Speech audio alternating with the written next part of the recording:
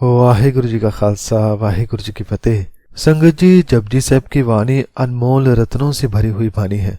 जो जितना गहरा वाणी में उतरता है वह उतने कीमती गुण ढूंढ लाता है। जैसे कि पिछली पौड़ी में गुरु साहब की मेहर से जाना कि जिस पर अकाल पुरख का कर्म हो जाए उसका मिलाप हो जाता है, वह अकाल पुरख का रूप हो जाता है। और जो उसका रूप हो जाए, जो सचखंड भाव सत्य का हिस्सा हो जाए, जो रब का हिस्सा हो जाए, उसके बाद उसका पूरा जीवन बदल जाता है। उसे फिर कुछ अलग से कोई जोर लगाकर कोई कार्य नहीं करना पड़ता, बल्कि वह खुद को मिटाकर खुदा हो जाता है। वह जैसा चलाता है वैसा ही वह चलता है। इस विचार को थोड़ा और सही से समझने के लिए आइए जपजी साहब की 33वीं पौड़ी को गुरु साहब की कृपा से समझने का प्रयास करते हैं, जिसकी पहली ही पंक्ति में गुरु साहब फरमाते हैं कि आखण जोर चुपै न जोर।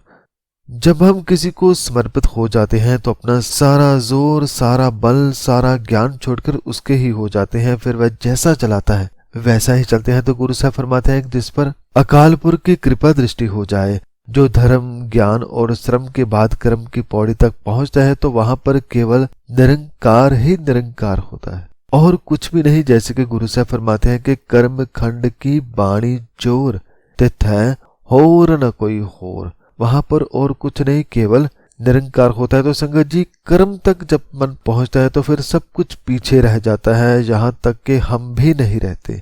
हम फिर जो भी करते हैं उसके हुक्म से ही करते हैं। हम जो बोलते हैं या वह जैसा बुलाता है वैसे ही हम बोलते हैं। वह जहां नहीं चाहता कि हम बोले वहां हम चुप ही रहते हैं। तो गुरु साहब फरमाते हैं कि जिस पर ईश्वर की कृपा हो, नदर हो, कर्म हो, उसका ना आखण भाव बोलने पर जोर है, ना चुप रहने पर उसका जोर है। वह तो वही करता है जैसा मालिक चाहता है। संगत जी, ये बहुत ही प्यारी अवस्था है। काश हम सब यहाँ तक पहुंचे जहां पर आकर कुछ करना नहीं पड़ता, बस जिस तरफ वह ले जाए बहते जाना है, चलते जाना है। तो इसके बाद अगली पंक्ति में गुरु साहब फरमाते हैं कि जोर न मंगण देण ना जोर। जब मन रब के प्रेम में डूब जाए तब क्या मांगना और क्या बांटना, सब कुछ तो उसी में आ जाता है। सब कुछ तो उस एक भगवान का है। उस एक को मांगकर फिर मांगने को कुछ रह ही नहीं जाता। और बांटे भी तो क्या बांटे, सब तो उसी का है, उसका दिया है और बांटते भी उसी के जीवों को है। तो संगत जी, जब तक हमारे पास अपना जोर होता है तो विकार भी होते हैं। कुछ मांगते हैं तो वही मांगते हैं जिसके मिलने के बाद फिर से मांगना पड़ता है। और दान करते हैं तो ऐसे के दिए हुए का नाम भी चाहते हैं, प्रशंसा भी चाहते हैं कि मैंने कुछ दान दिया। लेकिन जिस मन का रब से मिलाप हो गया है उसका मांगना या बांटना रह ही नहीं जाता। वह तो फिर वही करता है जो अकाल पुरख चाहता है। अकाल पुरख हुक्म करे तो मांगता है, वह हुक्म करता है तो दान करता है। संगत जी, जब हुक्म की बात होती है तो कईयों को लगता है कि ये आलस है कि जैसा रब चाहे वैसा चलना, पर ये आलस नहीं, बहादुरी का कार्य है। जैसे हम किसी बड़े इंसान के साथ कार्य करते हैं तो वहां पर हमारा काम कम नहीं हो जाता बल्कि हमारी जिम्मेदारी बढ़ जाती है। जैसे श्री गुरु तेग बहादुर जी को देखिए, उनकी कुर्बानी देखिए, या गुरु गोविंद सिंह जी को देखिए जिन्हें सबसे बड़ा दानी कहा गया है, सर्वांश दानी। पूरा परिवार ही जगत के लिए, सत्य के लिए, धर्म के लिए कुर्बान कर दिया। गुरु साहब ने जब दान किया तो उसमें वाहे गुरु की मर्जी थी।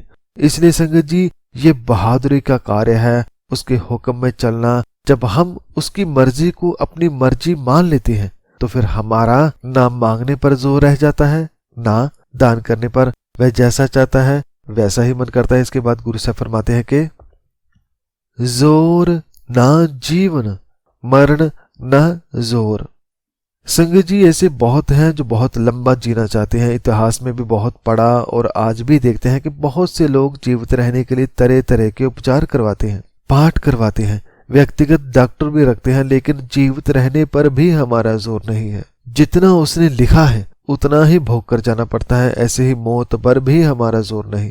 इसके साथ ही कुछ लोग ऐसे भी सोचते हैं कि जो नाम जपते हैं, जो धार्मिक है, उनकी आयु बाकियों से ज्यादा होती है। संगत जी, ऐसा नहीं होता। ऐसे बहुत से भक्त हैं जो बहुत छोटी सी आयु में शरीर त्याग गए, परंतु वह छोटी आयु में भी पूरे कार्य करके गए। तो जन्म जीवन मौत सब कुछ अकाल पुरख के हाथ में है। हमारा उस पर जोर नहीं, हम केवल उस निरंकार के साथ जुड़कर अपने जीवन को और मौत को अच्छी या सुखमय जरूर बना सकते हैं। गुरबाणी में काफी बार आया है कि जिसे असल मरना समझ में आ जाए वह फिर बार बार नहीं मरता, उसका मरना ही असल मरना है, वह मौत को भी अमर कर जाता है। तो गुरु साहब फरमाते हैं कि जीवन में और मृत्यु में भी हमारा जोर नहीं। इसके बाद गुरु साहब फरमाते हैं कि जोर ना राज माल मन सोर। संगत जी, जो अच्छे खिलाड़ी होते हैं या कारीगर या किसी भी कार्य में जो उत्तम होते हैं, उन्हें चाहे कैसा भी माहौल मिले वह अपने काम को हर एक माहौल में बाखूबी निभा कर दिखाते हैं। ऐसे ही जो निरंकार के प्रेम में रंगा हुआ मन है, जिस पर मालिक की मेहर की नजर है, वह चाहे किसी भी माहौल में है, चाहे वह राजा है या छोटी सी कुटिया में रहने वाला कोई इंसान, वह सदा अकाल पुरख के हुक्म में रहता है, आनंद में रहता है। और ये बात भी सदैव याद रखता है कि यदि राज भाग मिला तो इसमें मेरा कोई जोर नहीं, वह सब उसकी ही कृपा है। यदि धन संपत्ति मिली है तो इसमें भी मेरा कोई जोर नहीं, वह उसकी ही मेहर से मिला है। संगत जी, जब हम ऐसा सोचते हैं तो कुछ आने से कोई फर्क नहीं पड़ता, कुछ चला जाए तो भी फर्क नहीं पड़ता। और यदि मन में इस राज माल का शोर है कि और मिले, तो इस शोर को जब गुरु की कृपा से दूर करते हैं तो वह मन फिर ये नहीं कहता है कि इसे दूर करने में मेरा कोई जोर है, नहीं, ये उसके कर्म से हुआ, उसके कर्म से ही जो मिला उसमें संतोष आया, उसके कर्म से ही जिस राजभाग ने मेरे मन में शोर मचा रखा है, जो गलत कार्य करवाता था। देखिए संगत जी, अब भी वही राज्य है, वही भाग्य है, वही पैसा है, वही परिवार है, वही सब कुछ है। बस अब क्या हुआ, अब देखने का सोचने का ढंग बदल गया। अब वह राज्य ही मेरे लिए सेवा का केंद्र बन गया। वहां बैठकर मालिक की सेवा करता हूँ, सत्य के राह पर चलता हूँ, जैसा वह हुक्म करता है वैसा ही न्याय और सेवा करता हूँ। तो संगत जी, जो मन सुधरता है,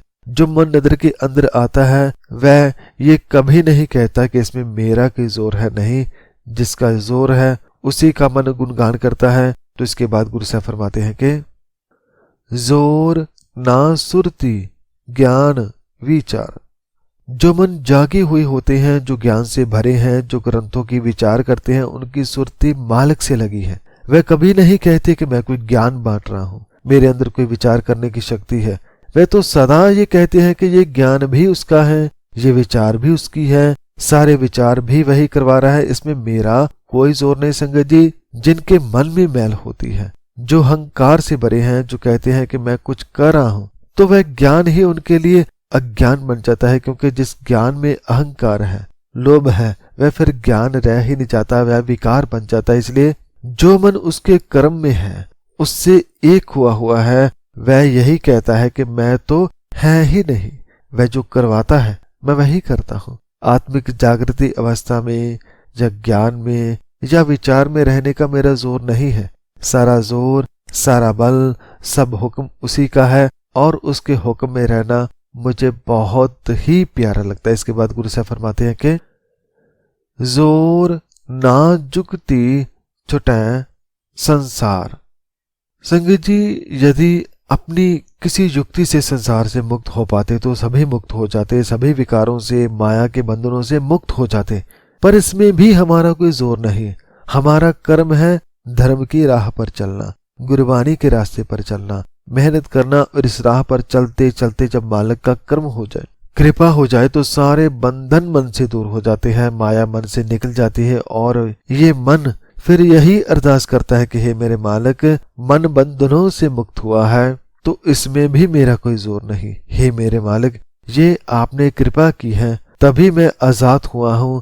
जब तक मैं हूं तब तक बंधन है, तू होते ही सभी माया के बंधन टूट गए। तो गुरु साहब फरमाते हैं कि उस जुगती में रहने के लिए भी हमारा जोर नहीं, जिससे संसार से छूट सके, जिससे संसार के बंधनों से मन मुक्त हो सके। इसके बाद गुरु साहब फरमाते हैं कि यदि हमारे हाथ में जोर नहीं तो किसके हाथ में है? जिस हाथ जोर कर वेखें सोए। तो जोर हमारे हाथ में नहीं, डोर हमारे हाथ में नहीं, डोर अकाल पुरख के हाथ में है। और जिस अकाल पुरख के हाथ में ताकत है, जोर है, वही रचना भी करता है, वही पैदा करने वाला भी है और वही वेखे भाव, वही कर करके अपने किए हुए को देख रहा है, संभाल रहा है, तो संगत जी हमारी क्या ताकत के हम कुछ कर सके। हम तो उतना ही कर सकते हैं जितनी हमें उसने ताकत दी, जितना हमें ज्ञान दिया। पर एक सच बात यह भी है कि जितना दिया है उतना हम इस्तेमाल नहीं करते। जितना दिमाग दिया है उतना उसे सही काम में उपयोग में नहीं लेते, इसे खोजते नहीं। हमारे अंदर क्या क्या गुण है उसे कभी ढूंढते नहीं, और जो मिला है उसे बर्बाद करके खाली हाथ संसार से चले जाते हैं। तो जो खुद को नहीं खोजते उन्हें संसार की मैल लगती ही रहती है। उन्हें यह भी भ्रम रहता है कि हर एक काम में मेरा जोर है, मैं अपने जोर से, अपनी ताकत से बलवान बना, अमीर बना, ज्ञानी बना। पर यह केवल एक भ्रम है। जैसे किरणें कहें कि मैं ही रोशनी हूं, मेरे कारण ही जगत में उजाला है, जबकि सारा प्रकाश सूर्य से आ रहा है। तो सारी ताकत, सारा जोर संगत जी मालिक से आता है। जो इतनी सी बात समझ जाता है वह संसार सागर से पार निकल जाता है। वह फिर एक का ही हिस्सा हो जाता है और उसे समझ आ जाती है कि जिसका मैं हिस्सा हूं, ये सारा जगत भी उसी का ही हिस्सा है। जैसे कि अंत वाली पंक्ति में गुरु साहब फरमाते हैं कि नानक उत्तम नीच ना कोय। जो नदर का पात्र बन जाए, जो एक से एक हो जाए, जो अपना सारा जोर त्याग कर उसका हो जाए, वह जान जाता है कि यहाँ पर दूजा कोई है ही नहीं, सब एक ही है, सब उसका ही रूप है, वही हर जगह है। यहाँ कोई बड़ा छोटा ऊंच नीच नहीं है, बल्कि सब बराबर है। संगत जी जपजी साहब में पहले हमने ये भी पढ़ा था कि हुक्मी उत्तम नीच, उसके हुक्म में ही कोई उत्तम है कोई नीच। यहाँ पर गुरु साहब के कहने का भाव है कि हर किसी को इस जगत में अकाल पुरख के द्वारा कोई ना कोई रोल मिला है। किसी को अमीर बनाए, किसी को गरीब, किसी को ताकतवर, किसी को बलहीन। तो हर कोई अलग अलग तरह से यहाँ पर अपना किरदार निभा रहा है, और जो इन्हें निभाते हुए रब से जुड़ जाता है वह जान जाता है कि असल में पात्र चाहे अलग अलग है, कोई बड़ा कोई छोटा, पर सबके अंदर उस एक की ही ज्योति है। चाहे कोई बहुत बड़ा ब्रह्मांड है जो कोई छोटी सी कीटी, सभी में वह बराबर मौजूद है। तो जिसे इस बात का ज्ञान हो जाए उसकी नजर में कोई ऊंच नीच, छोटा बड़ा रह ही नहीं जाता, सब उसका ही रूप लगते हैं। तो संगत जी यदि हमें भी सबको अपना मानना है, हर किसी में उसका ही रूप देखना है, तो मन को गुरु के हवाले करे, मन को निर्मल होने दे, मन को साफ होने दे। मन के साफ होते ही, विकार दूर होते ही सारे अवगुण, सारी मैल, सारे बंधन दूर हो जाते हैं और मन उस एक का ही रूप हो जाता है, और उसका ही रूप हर तरफ फिर नजर आता है। सब उसके ही नजर आते हैं, कोई ऊंच नीच नजर नहीं आते। तो संगत जी ये थी 33वीं पौड़ी के विचार, जिसमें गुरु साहब ने समझाया कि इस जगत में हमारा नहीं बल्कि अकाल पुरख का जोर चलता है, उसका ही हुक्म चलता है। और जो मन इस बात को समझ जाता है वह उसका ही रूप हो जाता है। वह जान जाता है कि इस संसार में केवल उसका ही जोर है। यहाँ पर मैं ही मैं नहीं बल्कि तू ही तू है, उस एक के सिवा यहाँ और कुछ नहीं। तो संगत जी अंत में इस पूरी विचार के लिए सदगुरु श्री गुरु ग्रंथ साहब जी महाराज जी को कोटि कोटि नमन है, जिन्होंने हमें इतने प्यारे विचार दिए, इतनी सुंदर वाणी दी। और इस विचार को करते हुए सभी गलतियों की मैं क्षमा चाहता हूं, और आप सब संगत का इस विचार को सुनने के लिए धन्यवाद करता हूं। वाहिगुरु जी का खालसा, वाहिगुरु जी की फतेह।